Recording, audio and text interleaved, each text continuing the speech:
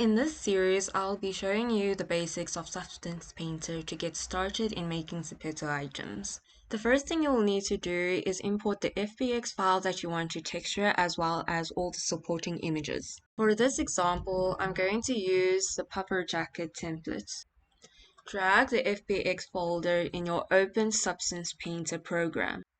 I like working with the document resolution 1024. You'll see now that your FBX folder has loaded into the program. What I change here is I drag my property tab to the left hand side for better viewing. I then also hide the mask layer. We are going to now import the normal maps, occlusion, as well as the ID maps. To do that, click on the import button here. Click add resources and find the folder where all the files are saved. Shift select the files you want to import. This will be the normal map, the ID map, as well as the occlusion map.